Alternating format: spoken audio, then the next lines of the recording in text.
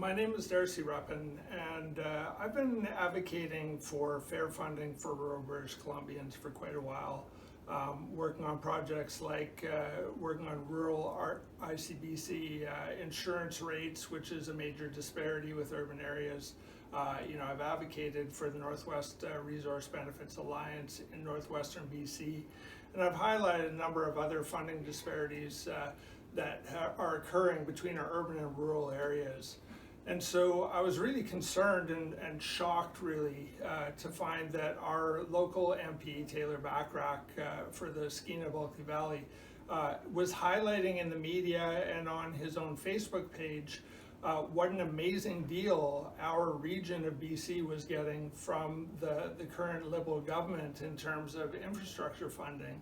And so I was really curious to see that announcement because certainly didn't match the research that I'd done and was very much undermining my argument that we should be getting more funding for the things that matter in the Northwest. So I took a look at his data, and right away when I started looking, anybody that crunches numbers, their alarm bells would go off if they saw the kind of disparities that MP Bachrach was putting out.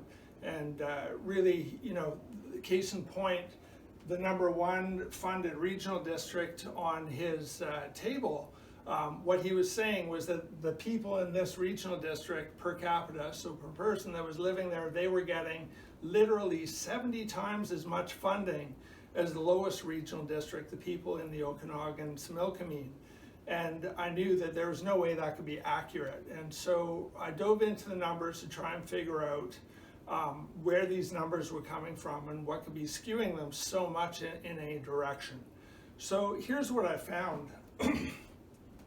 In this number one funded regional district, the Columbia-Shuswap, when I dove into what projects were being funded, I discovered that 94% of the funding for infrastructure in the Columbia-Shuswap regional district was actually going towards a single major infrastructure improvement on the Trans-Canada Highway in the mountains of that region.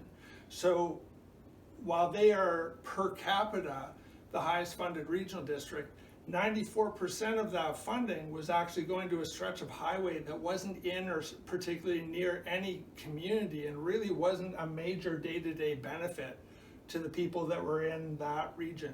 But MP Bachrach and his staff seemed to feel that it was reasonable to highlight how well funded the people in the Columbia-Shuswap are. And clearly when you take that highway number one project out, they're not very well funded compared to our urban residents. If we go to number two, the North Coast, which is actually one of the major areas of MP Bachrach's riding, we find a very similar story. So 78% of their infrastructure funding is actually going to three major container port projects. So the funding isn't going to, the hospitals or to the roads or to any other specific infrastructure, recreation in the community or transit that's really going to improve the day-to-day lives of people in that region. What it's going to is to an industrial mega project. And I don't believe that that is equivalent to the type of funding that Vancouver is receiving, which I'll show in a moment. So the third and fourth best funded regional districts in MP Bachrach's calculation are again in his riding, the Skeena and the Central Coast. They are very small. They are approximately 4,000 people combined. So it's easy to see how the numbers would shift within that. But what was interesting is I found that at least they're being funded for something that is really important and really meaningful for people's day-to-day lives there. And that is the coastal internet connection that's been going in.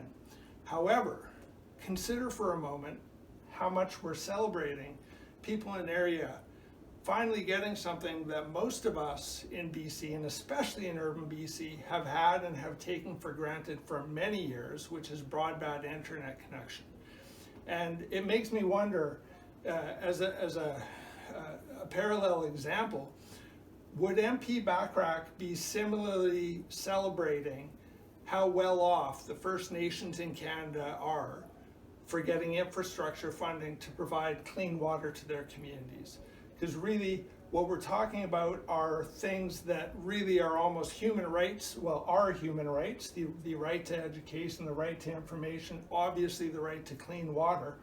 And I don't think that this is something that we go, wow, look at how well off they are with all their infrastructure funding.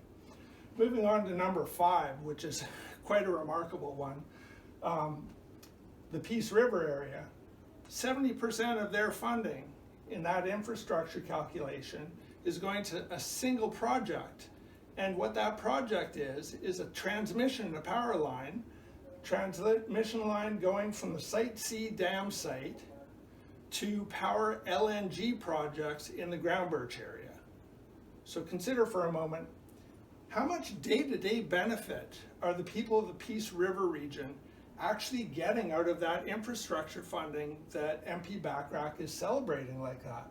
And I would argue that if you went there and you talked to most people, they would say, yeah, I'm not really getting a huge day-to-day benefit out of a power line that goes from Site C to an LNG exploration area. Number 8 on the list, again, in MP Bachrach's riding, 48% of the funding for the Kitimat-Skeena Regional District is going to 2 projects. One of them is the Stewart World Port expansion, and the other one is to a commercial waste scale that's being built in Terrace. Again, are these projects really giving the kind of benefit when we consider them compared to what I'll talk about in Vancouver when their infrastructure is getting funded? Then we have the poor relative in the equation for MP Bachrach's riding, which is the Bulkley and the Chaco. And MP Bachrach didn't mention at all that they didn't seem to be doing very well in the equation. So certainly not the poorest in the province by his calculation, but consider that their infrastructure funding is 24% lower than the funding that the people in the Vancouver Regional District are getting. 24% less. And all of these ones up above, if you take those major industrial projects out, with the exception of the Central Coast and Peace Skeena area, they're also way down there, way below Vancouver. So let's look at Vancouver, because if we're talking about these industrial projects and go, well, what about Vancouver? Is that what's happening there? And the answer is no. Vancouver is getting funded for projects that actually make a huge difference in the day-to-day lives of people living in Vancouver. And all you have to do is look at one of their major funding initiatives, continuing and ongoing with way more funding forthcoming from the feds. And that is for their transit lines, for their SkyTrain, for their improvements and restoration of their fleet down there. And that is $1.7 billion worth of funding in this same time period. If you take this amount of funding on a per capita basis, and you compare it to what people are getting up here, if you take these industrial projects out, it's more, just for transit. So ultimately what I'm saying is, I hope that people really hold MP Bachrach accountable to this approach and to these statements, because if you actually dive into the data and look at what's really going on, no, the people of his riding are definitely not getting a great deal. In fact, we are still fighting for fairness and equality with the people in the urban areas of the province.